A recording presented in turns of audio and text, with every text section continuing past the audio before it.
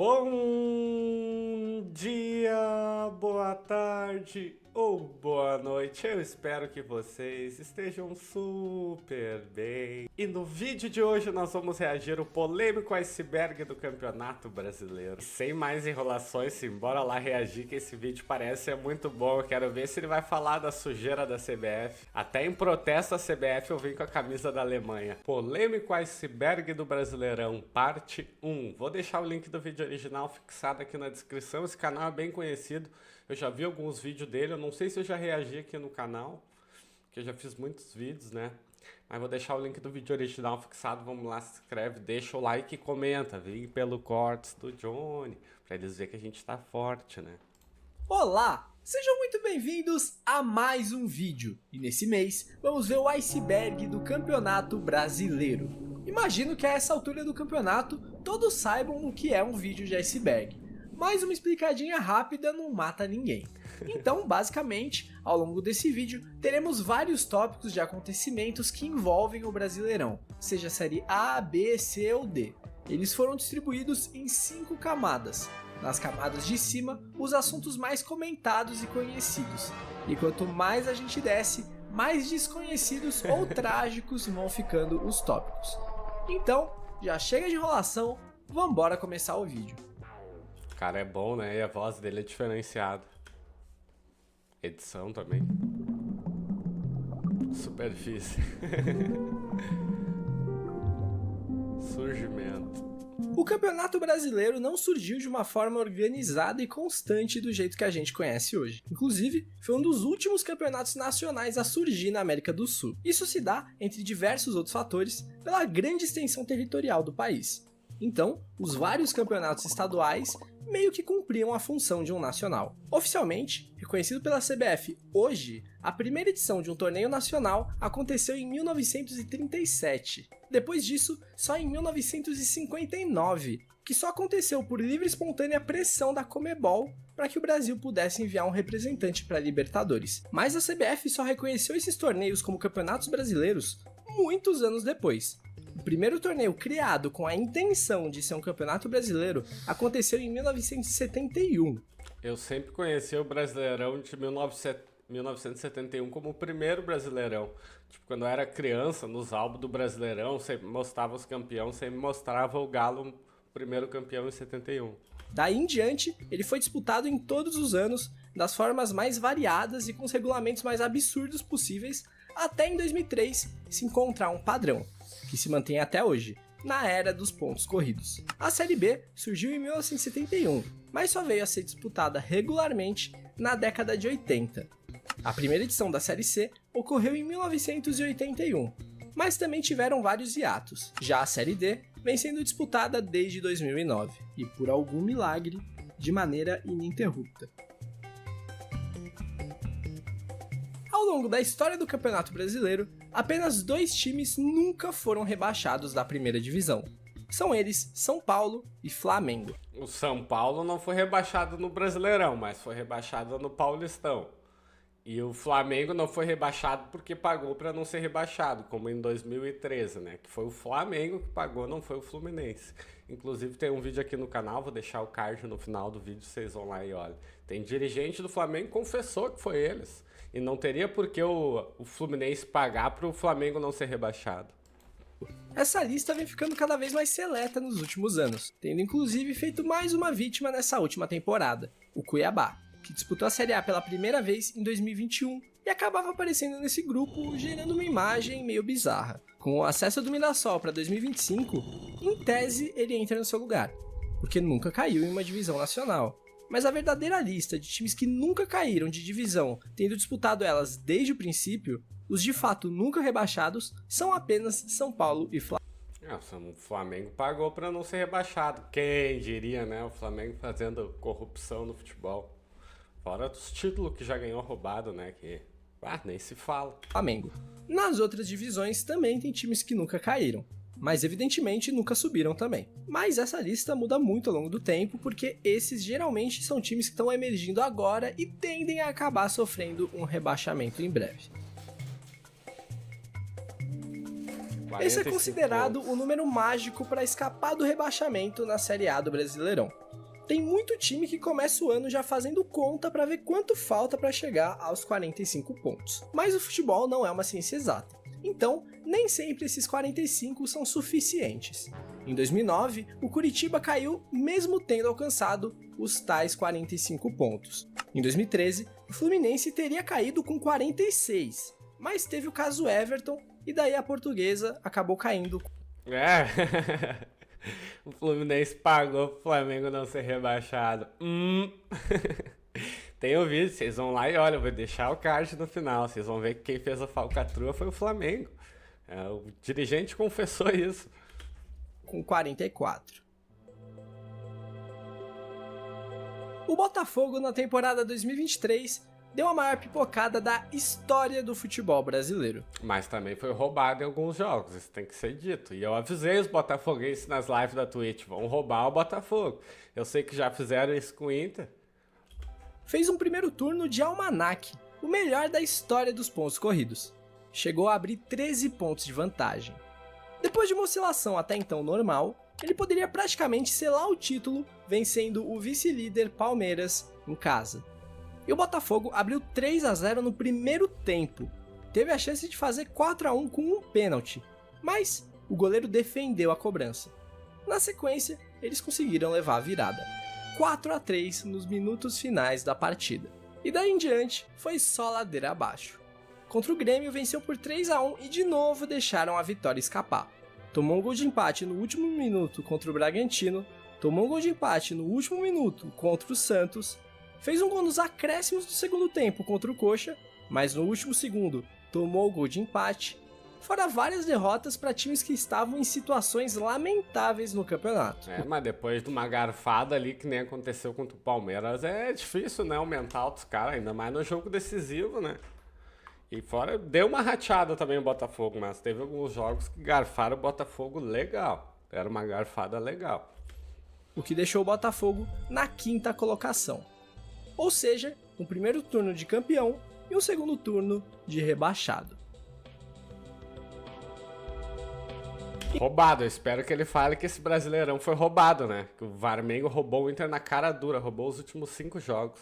Em 2020, o Inter poderia quebrar um jejum de 41 anos e vencer o Campeonato Brasileiro.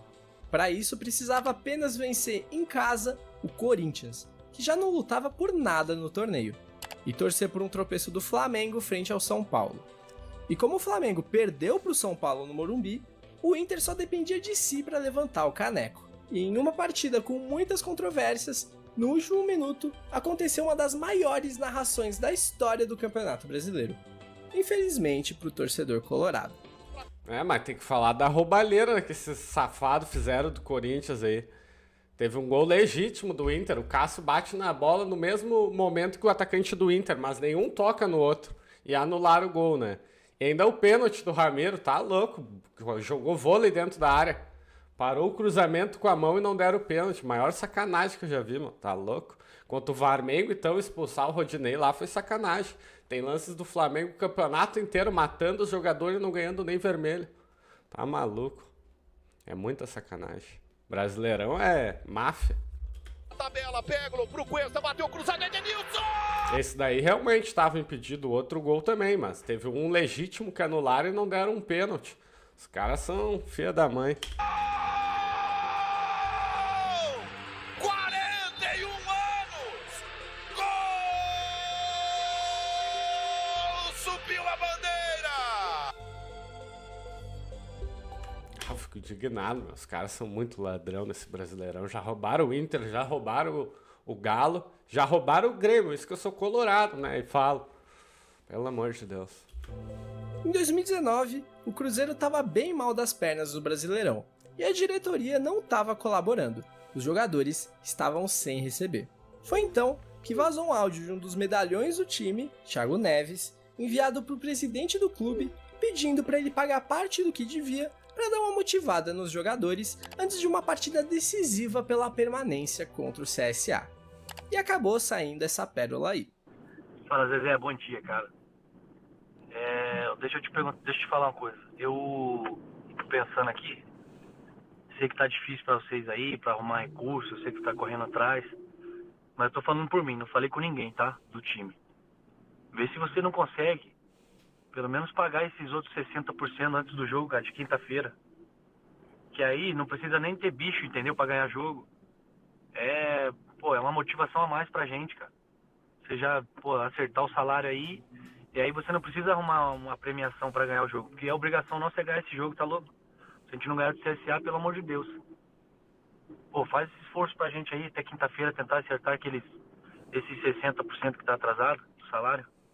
No final das contas, o Cruzeiro perdeu pro CSA com o próprio Thiago Neves perdendo o pênalti. E posteriormente, ambos os times acabaram caindo. Bem feito, Paz Maria. Esse áudio abriu os portões do inferno pro Cruzeiro, que não venceu os 5 confrontos seguintes contra o CSA. O maior público registrado em uma partida de Campeonato Brasileiro foi no jogo da volta da final do ano de 1983, onde 155.523 pessoas assistiram à vitória e o título do Flamengo sobre o Santos. Vale dizer que os 10 principais públicos da história foram no velho Maracanã.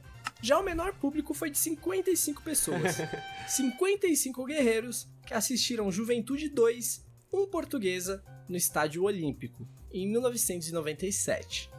Eu achei curioso que o segundo menor público foi um Vasco e Paraná em São Januário, que só levou 71 pessoas Olha que trio, o escudo do Paraná, né? ao estádio. Essa foi uma das maiores partidas da história do futebol brasileiro. Mesmo Verdade, eu lembro desse jogo. Tava vendo ao vivo, foi épico. valendo muito pouco ou praticamente nada em questão de título. Tínhamos de um lado a jovem promessa Neymar e do outro o já consagrado Ronaldinho Gaúcho. Logo aos 25 minutos, o Santos abriu 3-0 com o terceiro gol, dando ao Neymar o prêmio Puskás de gol mais bonito do ano. Um pouco antes, o atacante David perdeu um gol inacreditável sem goleiro. O Flamengo, nos 15 minutos seguintes, diminuiu para 3-2, e daí teve um pênalti para o Santos. Elano tentou dar uma cavadinha, mas o goleiro Felipe defendeu e ainda meteu uma embaixadinha só para tirar com a cara dele. O Flamengo sairia vencedor com 3 gols de Ronaldinho, sendo um deles um golaço de falta passando a bola por baixo da barreira. Teve de tudo nesse jogo, o mais puro suco de futebol brasileiro. No ano de 2022, a segunda divisão brasileira contava simplesmente com Criciúma dá pra saber na cara dura o escudo deles, né? o Super Grêmio, Cruzeiro, Vasco da Gama, Bahia e Sport. Além, é claro, de vários outros clubes muito tradicionais no futebol brasileiro, mas que já estão mais habituados com a segundona. Essa ficou conhecida como a Super Série B, por contar com a presença ilustre de tantos times grandes. O Cruzeiro foi o campeão, enquanto o Grêmio, Bahia e Vasco completaram as vagas de acesso. Tudo mediano. Tô brincando. O Sport acabou ficando apenas na 7ª colocação, e quase que Ituano e Sampaio Corrêa aprontaram para cima do Vasco, que só subiu de forma dramática na última rodada, na famigerada Batalha de Itu. Esse é o ranking geral do Campeonato Brasileiro, somando os pontos de cada vitória desde a primeira edição até os dias de hoje. O curioso é que muitos dos líderes não estão dentre os maiores campeões nacionais. O São Paulo aparece na ponta do ranking desde o ano de 2006, e o maior campeão Palmeiras é o 6º colocado. Estranho, né? Se você olhar os anos das conquistas do Palmeiras, você vai perceber que o número 67 aparece 2 vezes. O que aconteceu foi que em 1967 e 68 haviam 2 torneios completamente diferentes que aconteciam no mesmo ano e foram considerados campeonatos brasileiros pela CBF. A Taça Brasil, que era o campeonato disputado desde 1959, e o torneio Roberto Gomes Pedrosa, que passou a acontecer em 67. E em 67, o Palmeiras conseguiu o feito de vencer os 2 torneios, ganhando, portanto, 2 títulos brasileiros em apenas um ano. E isso é coisa de Palmeiras mesmo, porque em 2021 ele venceu 2 Libertadores em um só ano. Isso porque a edição de 2020 terminaria apenas no início de 2021. Esse é um termo cunhado por torcedores rivais de alguns times que obtiveram conquistas reconhecidas pela CBF no ano de 2010. O que aconteceu foi o seguinte: até o dia 12 de dezembro de 2010, esses eram os maiores campeões brasileiros. No dia 13 de dezembro, assim ficou a lista. Isso porque, até então, só eram considerados campeonatos brasileiros os títulos de 1971 em diante. Nesse dia, passaram a ser reconhecidos a Taça Brasil e o Torneio Roberto Gomes Pedrosa. Algo semelhante aconteceu em 2023, quando a CBF reconheceu o Torneio dos Campeões de 1937, vencido pelo Atlético Mineiro, como um campeonato brasileiro. Hoje, Sport, Ceará e Fortaleza lutam pelo reconhecimento do Torneio Norte e Nordeste como um título brasileiro, mas a princípio sem sucesso. Com isso, os clubes beneficiados por esse reconhecimento tardio da CBF foram o Santos, com 6 títulos, o Palmeiras, com 4, Bahia, Cruzeiro, Botafogo, Fluminense e Atlético Mineiro tiveram um título reconhecido. 6 o Santos ganhou, 4 Palmeiras. Vale dizer que esses títulos ainda dividem a opinião da mídia. Os que são contrários afirmam que essa foi uma ação populista do presidente da CBF, visando influenciar na eleição da entidade. Essa é possivelmente a maior polêmica do futebol brasileiro. Quem é o campeão de 87? Sport ou Flamengo? Sport. A treta é o seguinte: a CBF iria reduzir de 80 para 24 o número de times para a temporada de 87. Porém, o Botafogo ficou fora desses 24. E daí a CBF deu para trás nessa ideia, chegando inclusive a afirmar que não teria condições financeiras de realizar o torneio. Então, os 13 principais times do país se reuniram e decidiram que iriam fazer um campeonato eles mesmos, a chamada Copa União. Foi nesse momento, inclusive, em que foi criado o famoso Clube dos 13. Foi então que a CBF, sempre muito coerente, voltou atrás e disse que iria realizar um campeonato com 40 times mesmo. Então, ela criou um regulamento que previa um cruzamento entre os 2 finalistas, do seu módulo, o modo amarelo, com os finalistas da Copa União, que era o módulo verde. Porém, o Clube dos 13 não gostou da ideia e disse que não iria disputar cruzamento nenhum, mesmo com a CBF dizendo o contrário. Quem disse foi o Flamengo, né, que não ia disputar. Depois de ter sido campeão, cruzaram nos módulos e o Flamengo não quis disputar contra o Sport. Se o Flamengo não quis disputar, ele abriu mão. O campeão é o Sport. O Sport ganhou por WO, né? Mas o representante do Clube dos 13 na CBF era nada menos que Eurico Miranda. E ele aceitou o acordo com a CBF e assinou o regulamento que incluía o cruzamento. Esse que foi considerado por muitos um ato de traição por parte dele.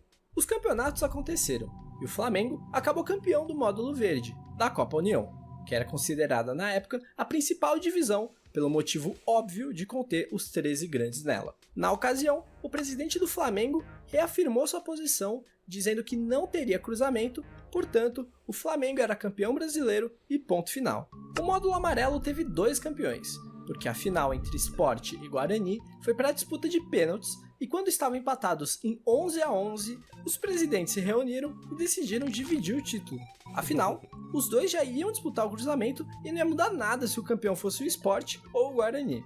E assim, a CBF marcou o cruzamento entre os 2 finalistas do módulo verde, Flamengo e Internacional, contra os 2 finalistas do módulo amarelo, Sport e Guarani. Mas Flamengo e Inter não compareceram e levaram WO. E na grande final do Campeonato Brasileiro, o Sport acabou derrotando o Guarani. Eu não sabia que o Inter não tinha aceitado. Por que não aceitaram isso? Por que não jogaram? Deixasse o Flamengo se lascar, tá maluco? Tá maluco? Que é isso? Ah, o canal do cara é bom, eu não sabia dessa informação. Eu só sabia que o Flamengo não tinha aceitado. Eu não sabia que tinha o Inter que não tinha aceitado. Que é isso? Por 2-1 no agregado e sendo considerado oficialmente como o campeão de 87. Ah, o campeão é o Sport. Não quiseram jogar, azar deles.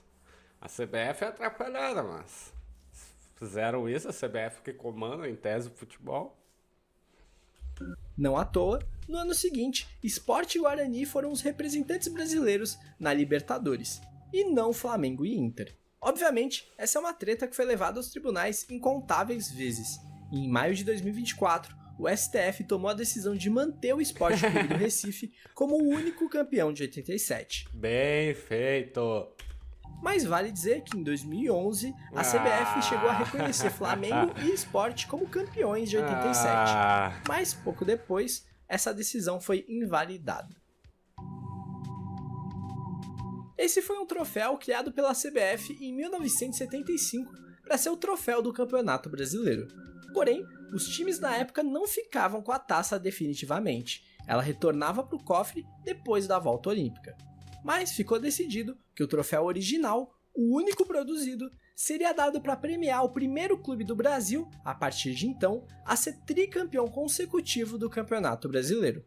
Ou ao primeiro que vencesse 5 vezes alternadamente. E o São Paulo acabou conquistando ela das duas maneiras, pois venceu o Tri em 2006, 7 e 8, sendo 2007 seu quinto título brasileiro.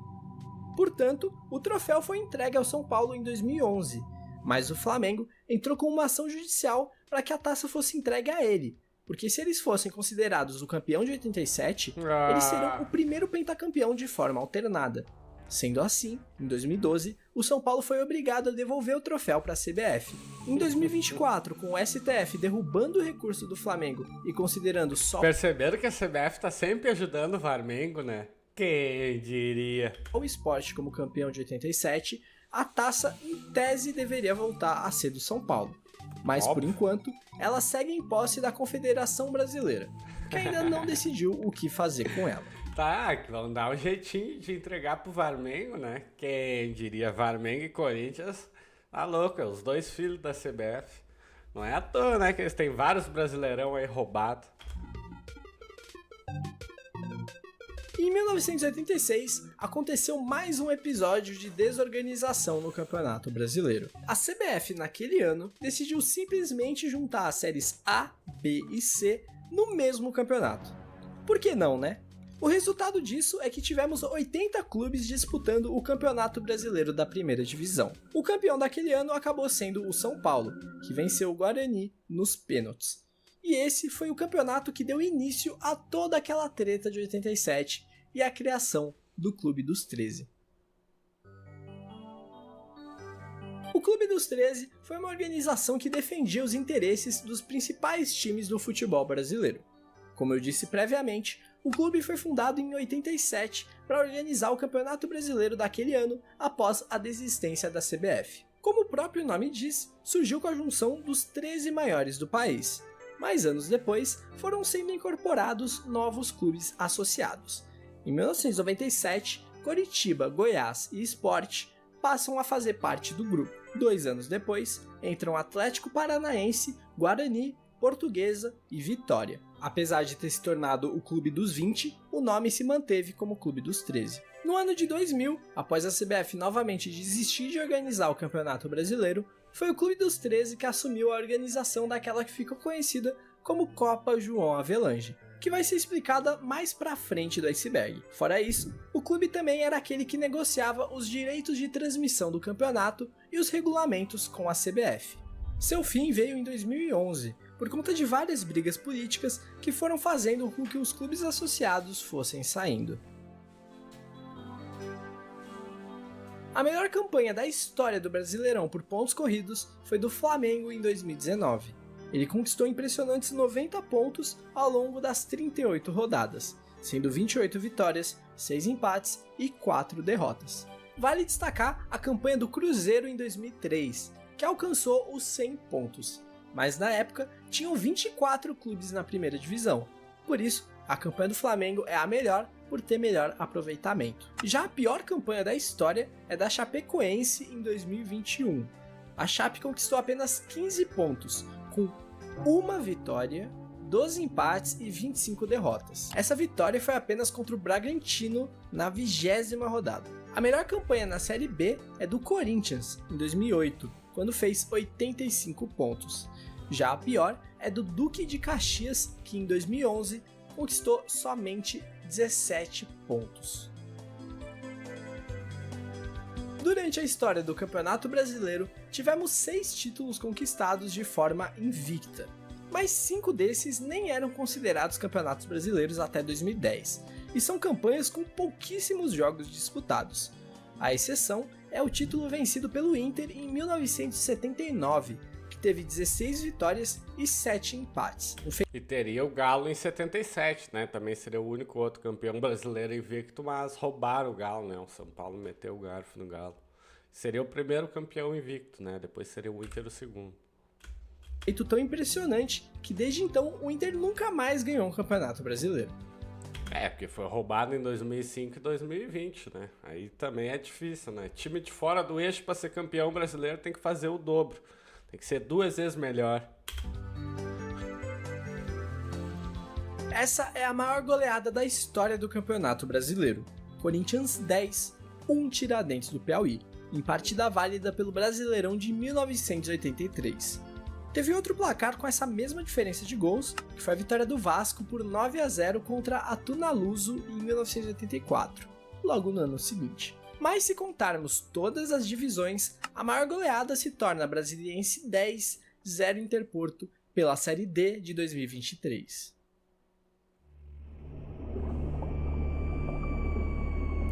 Né? O cara é bom. Esse é um tópico que se relaciona com vários outros dessa camada.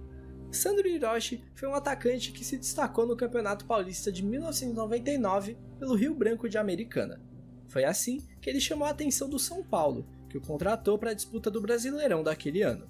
Porém, foi descoberto que a data de nascimento dele tinha sido alterada. Constava que ele tinha nascido em 1980, quando na realidade ele era de 79. Isso para que ele pudesse disputar um torneio juvenil anos antes, em 94, cometendo o famoso gato. Mas esse nem foi o maior problema.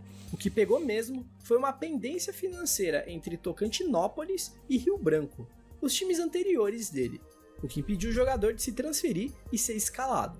Porém, ele já tinha atuado em 2 partidas pelo São Paulo, a goleada por 6-1 sobre o Botafogo e o empate em 2-2 com o Internacional. Quando isso veio à tona, os times foram na Justiça Desportiva cobrar pelos pontos das partidas.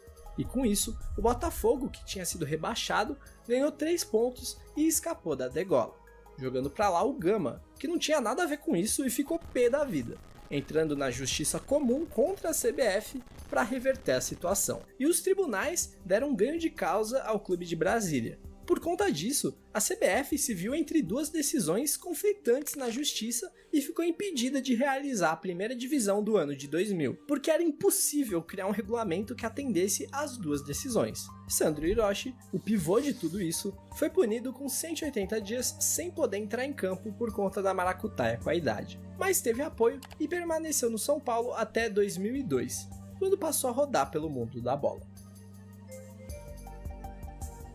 Como a CBF... Botafogo também já escapou do tapetão, meu Deus. A CBF tinha sido impedida de organizar o Campeonato Brasileiro de 2000, quem ficou encarregado de realizar o torneio foi o tal Clube dos 13. O torneio recebeu o nome de Copa João Avelange, sendo essa a solução mirabolante para os problemas que a CBF tinha se metido. Para começar, todas as 3 divisões foram unificadas em uma só. Era uma salada com 116 clubes divididos em 4 módulos, que se cruzavam em um mata-mata para decidir o campeão. Esse cruzamento de módulos nos permitiu ver um modesto Malutron entre os melhores do país. Vale dizer que esse torneio não teve rebaixamento e tivemos muitas polêmicas quanto à formação dos módulos, porque o módulo azul, equivalente à primeira divisão, contou com a presença de Bahia, América Mineiro e Fluminense, que não tinham subido para a primeira divisão, portanto não deveriam estar lá. Fora Gama e Botafogo, que também não desceram. Esse foi o campeonato brasileiro mais desorganizado da história. E olha que a concorrência é bem grande. E foi a gota d'água para começar a se pensar em um formato mais estável, que seria os pontos corridos implementados em 2003. Em 1997, o Fluminense foi rebaixado para a segunda divisão. E logo em 98 caiu de novo para a Série C, na época a última divisão do futebol brasileiro. E paralelamente com toda essa treta do caso Sandro Hiroshi em 99, o Fluminense conseguia se sagrar campeão da Série C, portanto deveria retornar à segunda divisão, correto? Errado. Como já explicamos aqui, a organização daquele Brasileirão passou para o Clube dos 13, cujo Fluminense era um dos membros. Assim sendo, ele foi um dos beneficiados e saltou da terceira divisão direto para a primeira, pulando a segundona. Apesar desse salto, o Fluminense foi muito bem na Copa João Avelange, ficando em terceiro lugar de seu módulo e sendo incorporado de forma definitiva à primeira divisão de 2001. A final da famigerada Copa João Avelange foi disputada entre Vasco da Gama e o até então desconhecido São Caetano, que na época tinha apenas 10 anos de idade e vinha do módulo equivalente à segunda divisão. A partida de ida em São Paulo terminou empatada em 1-1, e o jogo da volta estava sendo disputado em São Januário, mas com 23 minutos do primeiro tempo, Romário sentiu uma lesão e foi substituído. E quando ele estava saindo de campo, houve um tumulto na torcida vascaína que fez com que o alambrado cedesse, e vários torcedores feridos começaram a despencar no gramado. O que dizem é que 2 integrantes da organizada começaram a discutir, e eventualmente teria chegado um terceiro que puxou uma arma, girando um corre-corre que, somado à superlotação do estádio, fez o alambrado ceder. A contagem de feridos chegou a 160, e por sorte não houve mortes. O jogo foi encerrado ali mesmo. Eurico Miranda defendeu que a partida fosse reiniciada, mas o governador do Rio deu ordens para não retomar o jogo, pois não havia condição de se decidir o campeão brasileiro naquela situação. Claro, aqui tinha policiamento, segurança, atendimento médico, mas esse governador é frouxo e incompetente. O governador manda no coronel, não manda aqui no Vasco. Mas infelizmente nós precisamos da garantia da PM. Porque se nós não precisássemos da garantia da PM, pois é, tem que perguntar ao governador. O governador tem que resolver quem comprou ingresso, como é que vai fazer. Ele não quer saber disso. Os jogadores do Vasco chegaram inclusive a voltar para o campo, pegar a taça e dar a volta olímpica. Afinal, se o jogo tivesse sido encerrado em 0-0, o Vasco seria o campeão. Acabou o jogo, nós empatamos lá, 0-0 seria nosso, se terminasse o jogo. E ambas as partes queriam jogar, e não sei por que motivo, não houve o final do jogo. Na minha concepção, bem acertado isso. Até porque psicologicamente não haveria condição. Já que 0-0 do Vasco, o Vasco é campeão. A taça é do Vasco. Por quê? Foi 0-0, quanto é que foi o jogo? Encerrado quanto o jogo? E 0-0 é de quem? Posteriormente, foi marcado um julgamento para se decidir como proceder, e ficou decidido que seria realizada uma nova partida em janeiro de 2001 no Maracanã. Afinal, São Januário estava interditado. Mas essa decisão era muito prejudicial para o São Caetano. Afinal, muitos dos destaques do time já estavam negociados e não teriam mais contrato com a equipe na data da partida. O São Caetano inclusive cogitou entrar na justiça para ser declarado campeão do torneio, alegando que o regulamento da João Avelange determinava que o time responsável pela paralisação da partida deveria ser declarado perdedor. Mas nada foi feito e a terceira partida foi realizada mesmo assim, com o Vasco se sagrando campeão após bater o Azulão por 3-1. E Romário, que tinha saído de campo no jogo cancelado, começou jogando e fez um dos gols da vitória vascaína. Ainda falando da final da João Avelange, Eurico Miranda tinha ficado muito bravo com a forma que a Globo tinha feito a cobertura do desabamento do alambrado de São Januário, e ele decidiu então provocar a emissora. E como ele fez isso? Entrou com o SBT. Bom, o Vasco entrou em campo na partida decisiva com um logo imenso do SBT estampado na camisa. E detalhe, nem o SBT sabia. Eurico descreveu como uma homenagem.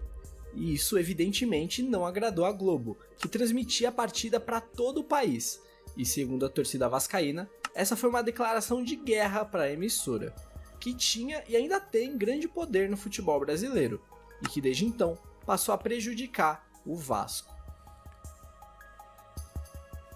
Em 2019, o Santos venceu o Vasco por 3-0 em uma partida, digamos, infeliz do goleiro Sidão. A Globo tradicionalmente distribui um prêmio nos jogos que transmite, o craque do jogo. Porém, a decisão de quem era o melhor jogador da partida era feita de forma totalmente online em votação popular. E de forma irônica, o goleiro Sidão foi eleito com 90% dos votos o craque daquela partida. Ah, sacanagem que fizeram com o cara, né? Ah, sacanearam, cara. Não sei como é que os caras da Globo ainda se prestaram a entregar o troféu pra ele. Ah, tá louco. Gerando uma situação desconfortável para a repórter que teve que entregar o troféu e ao próprio goleiro. Posteriormente, a Globo foi processada e teve que indenizar o jogador pelo acontecimento. O final do Campeonato Brasileiro de 2013 foi marcado por uma polêmica coincidência na última rodada que selou o destino de um clube que até hoje não se reencontrou. No dia 7 de dezembro, o Flamengo escalou o lateral André Santos para o duelo contra o Cruzeiro. Porém, o jogador tinha sido expulso na final da Copa do Brasil e, portanto, estava suspenso e não poderia atuar. Outra partida importante nessa história aconteceu no dia seguinte, no dia 8. Grêmio e Portuguesa empatavam em 0-0 em um jogo que até então não valia absolutamente nada, porque a Portuguesa já tinha escapado do rebaixamento na rodada anterior. Mas o problema se desenhou quando no segundo tempo a Portuguesa fez a pior substituição da sua história. Mas eles só saberiam disso dias depois. Everton entrou no lugar de Wanderson. A questão é que Everton também estava suspenso, tinha sido expulso na 36ª rodada e não poderia entrar em campo. Os resultados daquele dia rebaixavam Náutico, Ponte Preta, Vasco e Fluminense. Porém, descobriu-se que 2 atletas tinham sido escalados de forma irregular naquela mesma rodada. Portanto, o Flamengo, pela escalação irregular... Se o Flamengo um dia antes sabia que tinha escalado o jogador irregular, descobriu que tinha escalado o jogador irregular.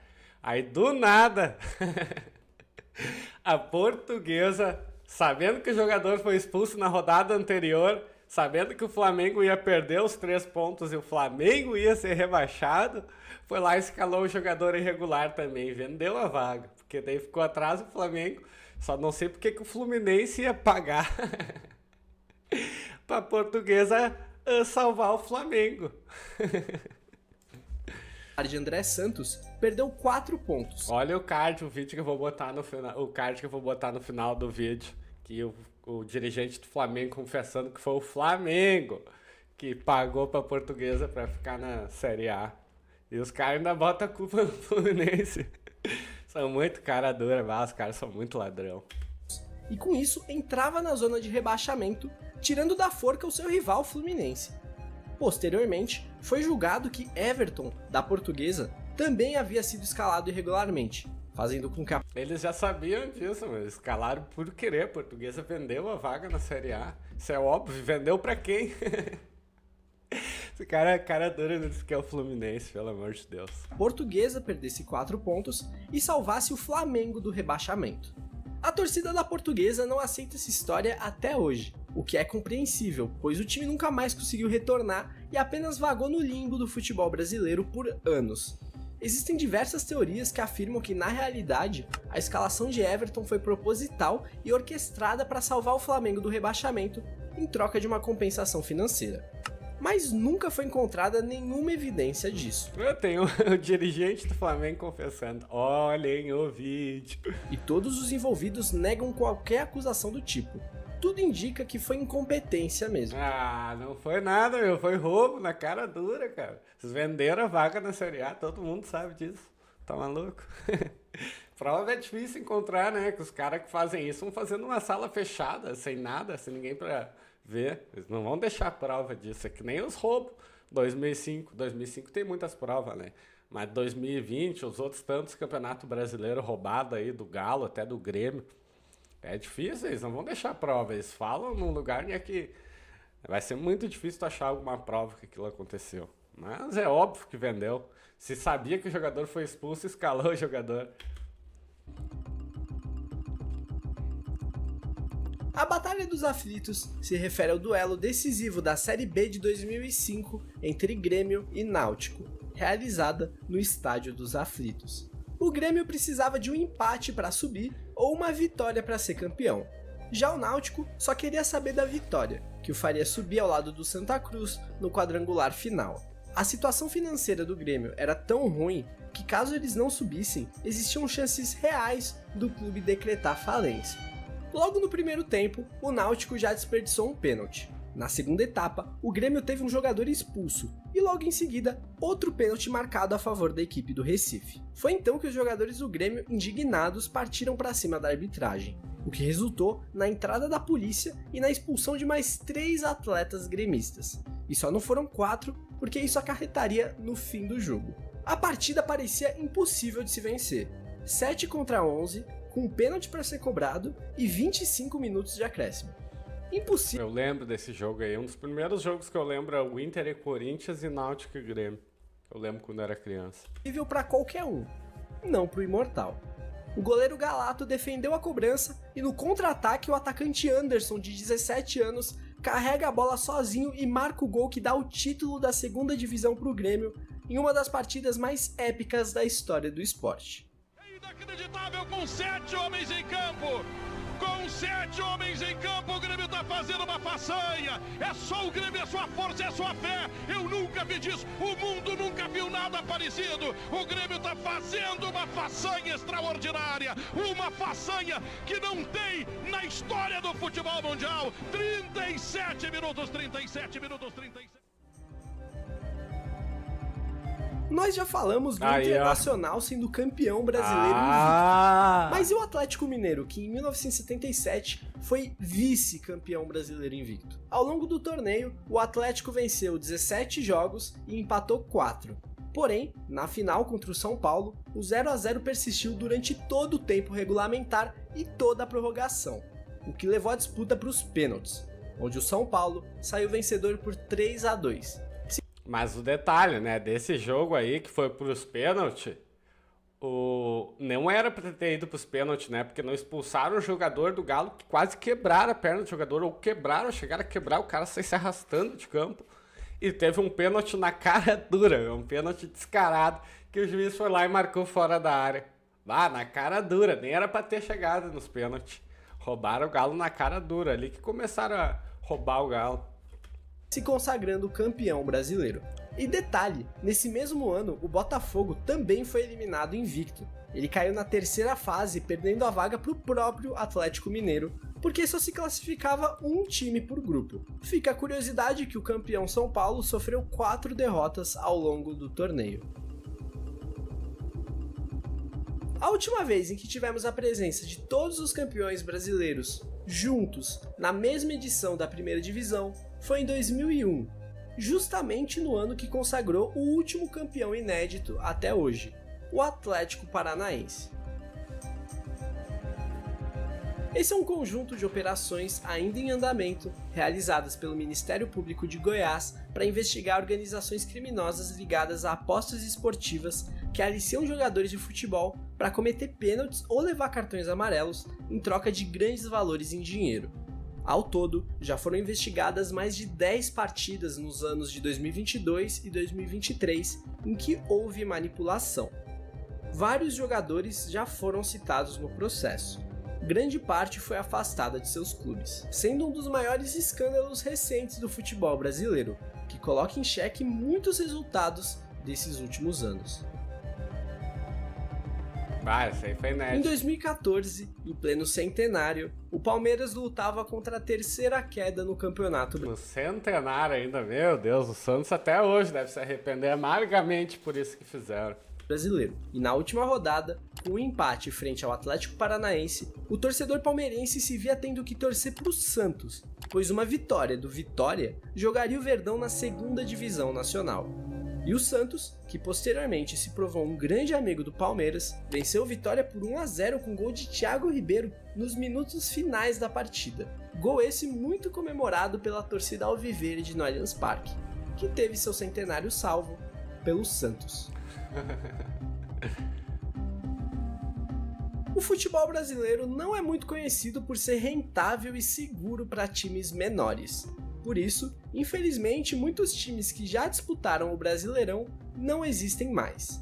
Daqui destacam-se Atlético Sorocaba, que defendeu o nome do time, jogou contra a Coreia do Norte, Colorado e Pinheiros, que se juntaram para formar o Paraná Clube, o J. Malucelli, mencionado agora há pouco no vídeo, também o Guaratinguetá, que uns anos atrás estava na elite paulista. Guaratinguetá, olha o Canoas aqui. E Casa e Novo Horizontino, que faliram e ressurgiram, mas oficialmente não são o mesmo clube que antes.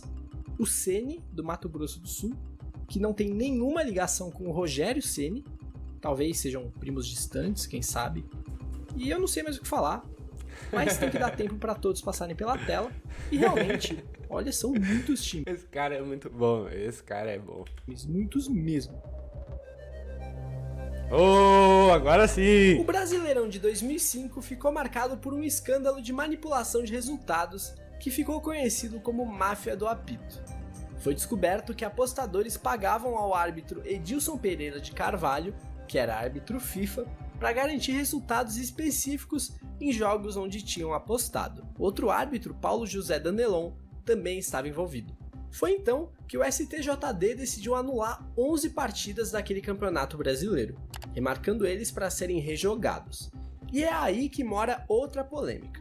Em uma dessas partidas, o grampo telefônico pegou o apostador comprando o árbitro para dar vitória ao Corinthians. Só que o Corinthians perdeu aquele jogo, levantando suspeitas de que o árbitro fazia jogo duplo, vendendo o resultado para dois lados em diversas partidas. O campeão, caso os resultados tivessem se mantido, seria o Internacional, mas o Corinthians estava envolvido em duas dessas partidas anuladas, uma derrota para o Santos e uma derrota para o São Paulo. Mas quando essas partidas foram refeitas, o Corinthians venceu o Santos e empatou com o São Paulo. Com isso, ele conquistou 4 pontos a mais do que antes e ultrapassou o Colorado.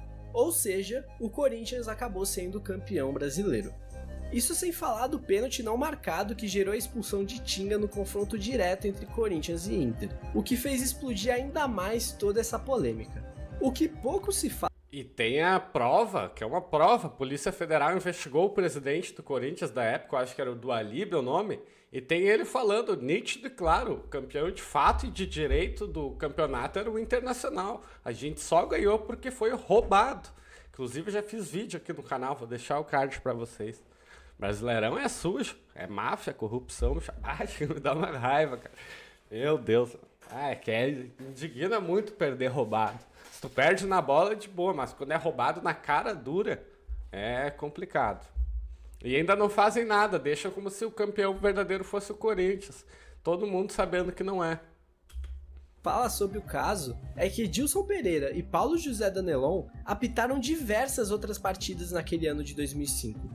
Inclusive um Banfield e Alianza Lima, mas esses outros jogos nunca foram refeitos, simplesmente porque tinham acontecido no começo do ano, muito antes do caso ser descoberto. Algumas dessas partidas eram muito importantes na parte de baixo da tabela do Paulistão e da Série B daquele ano. Inclusive, o União São João de Araras foi rebaixado na última rodada com Edilson no apito, e nunca mais voltou, chegando a ficar licenciado do futebol por alguns anos, com muita gente no clube apontando Edilson como um dos culpados.